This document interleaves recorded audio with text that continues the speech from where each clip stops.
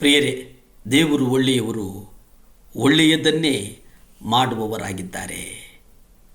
ನಾವು ನಮ್ಮ ಮಾರ್ಗ ಇದೆಯಲ್ಲ, ಆ ಮಾರ್ಗವನ್ನು ಪರಿಶೀಲಿಸಿಕೊಳ್ಳಬೇಕು.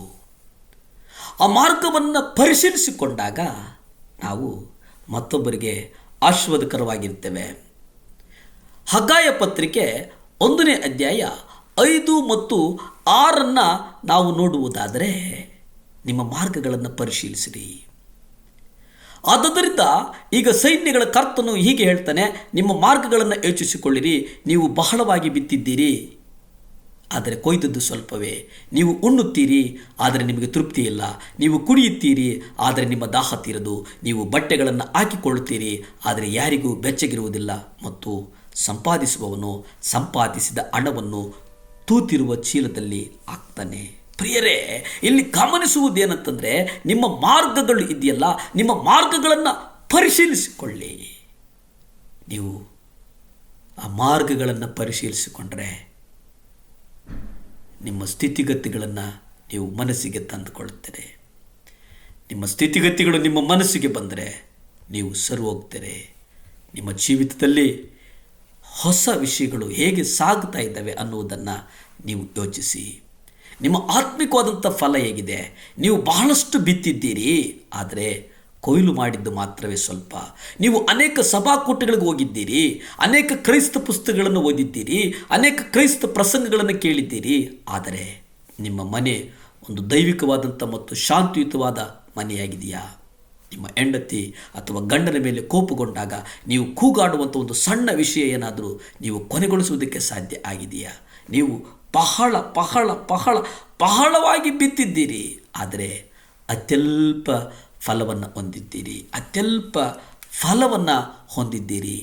ನೀವು ಬಟ್ಟೆಗಳನ್ನು ಧರಿಸಿದ್ದೀರಿ, ನೀವು ಸಾಕಷ್ಟು ಹಣವನ್ನು ಗಳಿಸಿದ್ದೀರಿ, ಆದರೆ ನಿಮ್ಮ ಜೇಬಿನಲ್ಲಿ ತೂತುಗಳಿವೆ. ನಿಮ್ಮ ಸಂಪಾದನೆ ಹೆಚ್ಚಿನ ಭಾಗ ವ್ಯರ್ಥವಾಗ್ತಾ ಇದೆ. ದೇವರಿಗೆ ಯಾವುದು ಅಸಾಧ್ಯವಲ್ಲ. ನಾವು ಪದೇ ಪದೇ ಹೀನಾಯವಾಗಿ ವಿಫಲರಾದ ನಂತರವೂ ನಮ್ಮನ್ನು ಅವರ ಪರಿಪೂರ್ಣ ಚಿತ್ತಕ್ಕೆ ನಡೆಸಲು ದೇವರು ಶಕ್ತರಾಗಿದ್ದಾರೆ.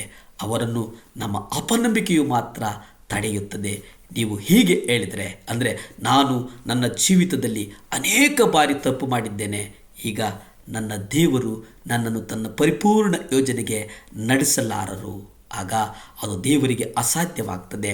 ಏಕೆಂದರೆ ಅವರು ನಿಮಗಾಗಿ ಏನು ಮಾಡಬಲ್ಲರೋ ಅದರ ಬಗ್ಗೆ ನಿಮಗೆ ನಂಬಿಕೆ ಇಲ್ಲ. ಆದರೆ ನಾವು ನಂಬಿಕೆಯನ್ನು ಕಾಪಾಡಿಕೊಂಡರೆ ನಮಗಾಗಿ ಏನನ್ನಾದರೂ ಮಾಡುವುದು ದೇವರಿಗೆ ಅಸಾಧ್ಯವಲ್ಲ.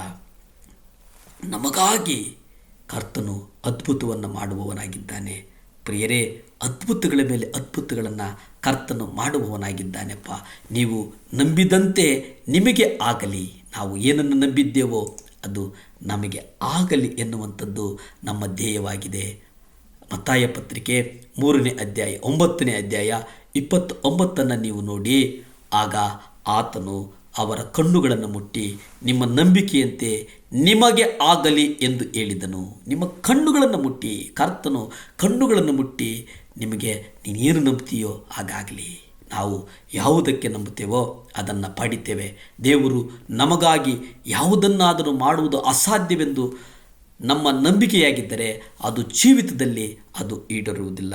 ಮತ್ತೊಂದೆಡೆ ಕ್ರಿಸ್ತನ ನ್ಯಾಯಾಸನದ ಮುಂದೆ ನೀವು ಕೊಂಡುಕೊಳ್ಳುವುದೇನಪ್ಪ ಅಂತಂದರೆ, ನಿಮಗಿಂತ ಹೆಚ್ಚು ಅಸ್ತವ್ಯಸ್ತ ಜೀವಿತವನ್ನು ಜೀವಿಸಿದ್ದ ಇನ್ನೊಬ್ಬನು ತನ್ನ ನಂಬಿಕೆಯಿಂದ ದೇವರು ತನ್ನ ಮುರಿದ ಜೀವವನ್ನು ತೆಗೆದುಕೊಂಡು ಅದನ್ನು ಅತ್ಯುತ್ತಮವಾಗಿ ಮಾರ್ಪಡಿಸುವುದಕ್ಕೆ ಶಕ್ತನಾಗಿದ್ದಾನೆ. ಪ್ರಿಯರೇ, ಕರ್ತನು ಒಳ್ಳೆಯದನ್ನು ಮಾಡ್ತಾನಪ್ಪ.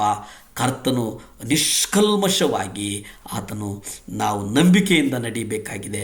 ಆ ನಂಬಿಕೆಯನ್ನು ಕಾಪಾಡಿಕೊಂಡರೆ ನಮಗಾಗಿ ಏನನ್ನಾದರೂ ಮಾಡುವುದಕ್ಕೆ ದೇವರಿಗೆ ಅಸಾಧ್ಯವಿಲ್ಲ. ಪ್ರಾರ್ಥಿಸಿಕೊಳ್ಳೋಣ.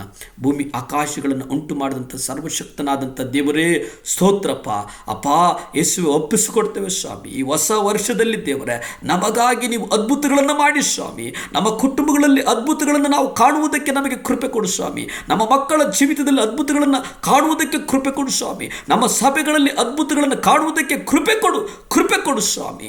ಎಲ್ಲವೂ ಹೊಸದಾಗಲಿ ಸ್ವಾಮಿ. ಹೇರಳವಾದಂಥ ಕೃಪೆ, ನೂತನವಾದಂಥ ಬಲೆ, ನೂತನವಾದಂಥ ಅಭಿಷೇಕ ನೂತನವಾಗಲಿ ಸ್ವಾಮಿ.